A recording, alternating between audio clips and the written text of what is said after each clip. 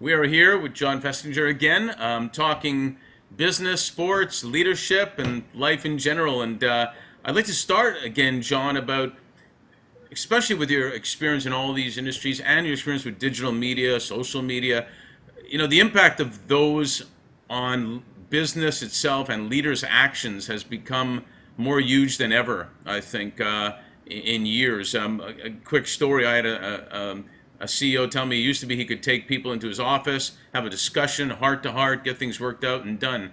Now he said if I take people to my office like that, before the meeting's over, it's already on Twitter type of deal. So it's amazing. But there's a lot of transparency too. What's your experience on how media in general, social, digital, etc., has impacted business owners and decisions and actions they take or don't take?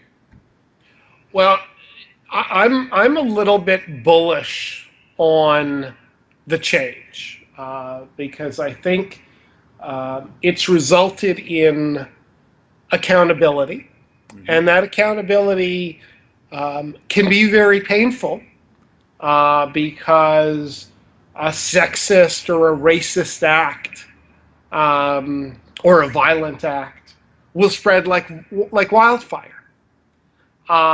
And the sanctity of the corner office or the boardroom has been breached, and it does require um, a better leader, a more transparent leader, and a leader who um, doesn't have secrets. And so, yeah, I think it is absolutely changing the nature of leadership. And to go back to where we started in the first video, um, if as our mothers always taught us, if you're yourself, as I'm telling our son and our kids as they move on into the next phases of your life, be yourself. Right. There's at the end of the day, there's no one else you can be. It's a lot Uh, easier. yeah, and so if you're not yourself, it will show. And the reality is that social media doesn't do it does it in a more amplified way. But that basic problem actually came with radio and radio interviews and television. You can tell. And I think about, for example, and I'm sorry, I don't mean to pick on anyone in particular, but over the last few days with Ferguson, the governor of Missouri hasn't really acquitted himself very well. Right. And you would have thought he would do better as a Democrat, and yet you feel like you're seeing right through him. And as much as that may seem unfair, there is an accountability there, and the camera doesn't necessarily lie. I won't mention names, but there was a candidate once in these parts for very high provincial office, and I was acting for the largest news operation in the province at the time, and one of my partners in the law firm was actually managing this guy's campaign, was sort of the chief fundraiser for him. And what had happened is that at an event, our star reporter asked the candidate a question that was very uncomfortable for the candidate. And the candidate pushed away the camera. Hmm. And I saw it because someone had to decide whether it could go to air or not, and there was no reason it couldn't, so it did. And I went into my partner's office and I said, "Your guy's out." And he said, "Why?" I said, "This is what happened." And he said, "Well, but why should he be out?" Because he just pushed the cameraman. I said, "No, that's not what's happened. The people of British Columbia are going to feel that he pushed them away." Absolutely. That's great. And he never actually got to the leadership vote. He wasn't. So cameras and media have always led to accountability, and they don't actually lie. They can be manipulated, and that's a lot rarer than people think. But mostly you are, the difference between Kennedy and Nixon turned out to be the difference between Kennedy and Nixon. Well, I find it goes back to what you did say a lot at the beginning. A good leader now needs to know how to engage, and it's the same thing whether it's on social media or any media or in person. And you mentioned parents.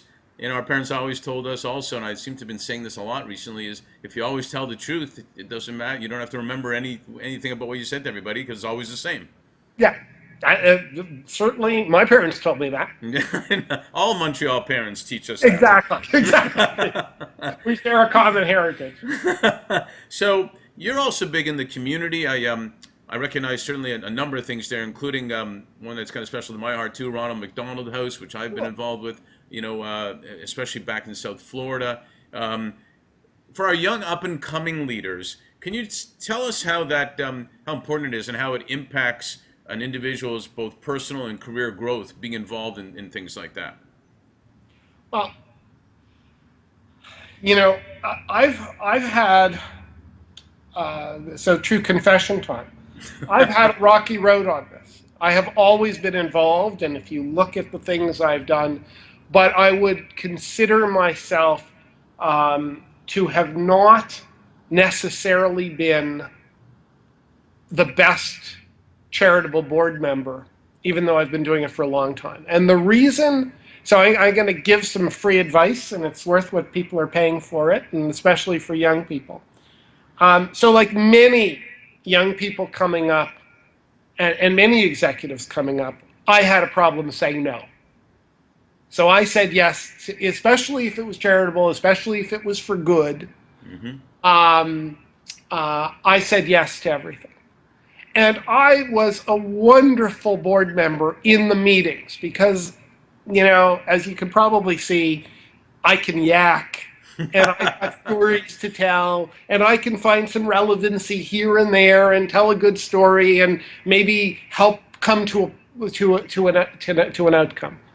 But I didn't have real commitment. And what Ronald McDonald House and a couple of others did, and what I really had to struggle with myself on, is to say, just, discipline yourself to do the things you really care about and you really believe in. And that's not easy because, when you're busy building your career, you don't necessarily think about those things. Right. And I did a really interesting trick. I watched myself and I figured out what commercials make me cry.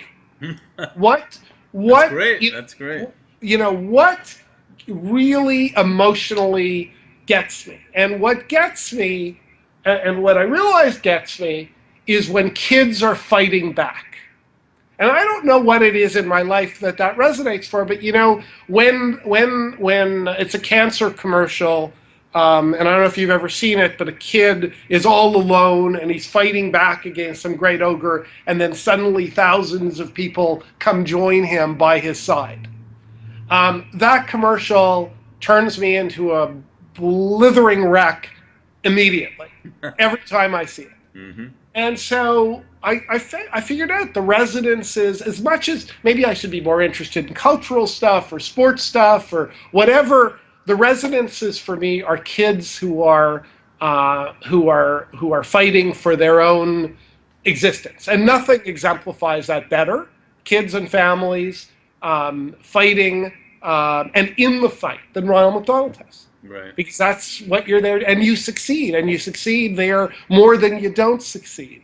And so it's funny, when I stumbled into that, I found commitment. So I guess my free advice is think about early, not just saying yes because you've been asked to this prestigious thing or that prestigious thing.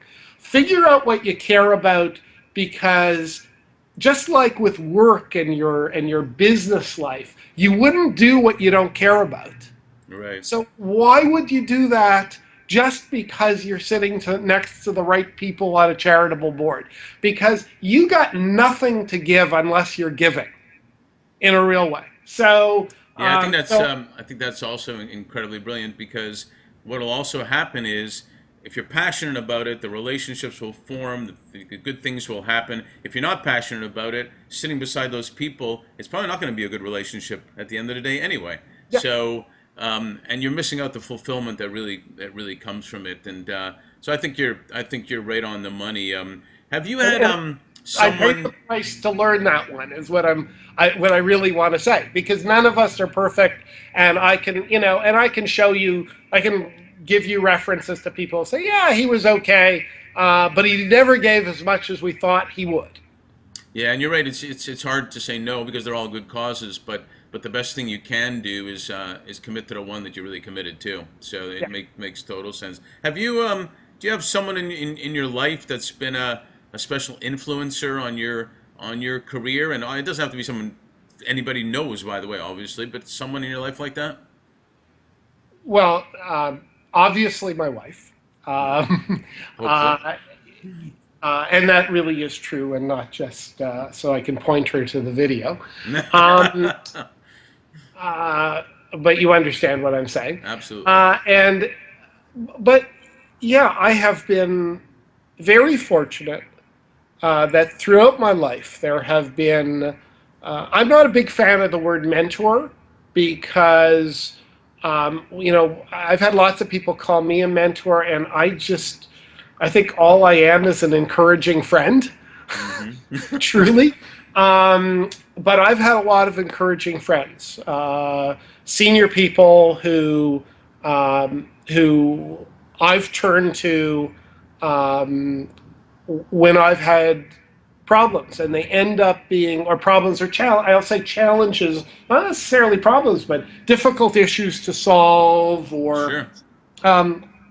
and they end up being people, to go along with the theme, who really know who they are, so they can really help you be who you are. And when I'm doing what other people think of as mentoring, I'm not giving any kind of advice at all. I'm trying to ask a few questions so that the person who is asking for advice just gets to the point that they know what they want to do. It's not about what I think they should do, ever. It's about helping them uncover what they really want to do and what they know is right, because they're the only ones who can possibly have the right answer. And I've been lucky in people like John Sanderson and others to have those kinds of people who are able to show me, to do that for me and show me how to do that. No, that makes a lot of sense. You talked about leaders before and attributes. One of the best ones is the champion. Makes other people around them better. Yeah.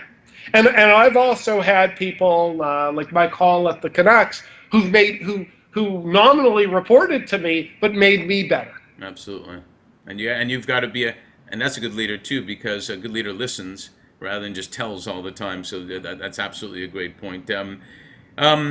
Do you have, this is going to be a tough question, I know, for you, but these are kind of shorter answer, a little more personal questions. Sure. I know I'm going to have a hard time getting an answer on this one from you, but do you have a favorite sport? Oh, yeah. Gee, I wonder. Let me think. Hockey. Oh, yeah. And I know your favorite team is the Canucks. And by the way, the Florida Panthers are thrilled to have Roberto back. And quick little story, one of my sons is now 18, is a goalie. And when he was 8 or 9, I guess, he was in Roberto's goalie camp in Florida. And he was thrilled, and he loves Roberto and everything. So, great guy. Do you have a favorite movie and or TV show? Favorite movie. In high school, it was Phantom of the Paradise. Then it was Manhattan. Very cool. Then in sort of recently, it's a football movie called Varsity Blues. No, those are good choices. Those are good choices. Which is an awesome film. And then I guess my current fave is If and there is not a single good model of leadership in this movie, so understand that. But Guardians of the Galaxy is a lot of fun. Interesting ones. I like the choices. Do you have a favorite type of music? Yeah, I'm true to my generation, and being an old guy. But I had the privilege last week of taking my son and my daughter, and my son's a very good bass player, plays in a band, to see Tom Petty play. Nice. So I'm an old rocker, right? Petty, The Who, Springsteen, that sort of stuff. And I was thrilled that my 18-year-old son, who is a musician, just thought that Petty's music was fantastic. You would have loved. I was at the British Consul for a reception the other night, and they're bringing the 10th anniversary of the Classic Rock Awards to LA for the first time. They've always been in London, so Oh, if I get tickets, I'll give you a call. I'll get you down here. I'll be down there. How about favorite type of food? Um, Anything my wife makes. Now that was a political answer. That was very good. That is very good. I love it. Hey, listen, this has been spectacular. It's really enjoyable. I really appreciate your time, and we will look to see and talk to you again real soon. My pleasure. I hope this is of some use to anybody who's watching and listening. I'm sure it is. Thanks so much. Take care. Bye.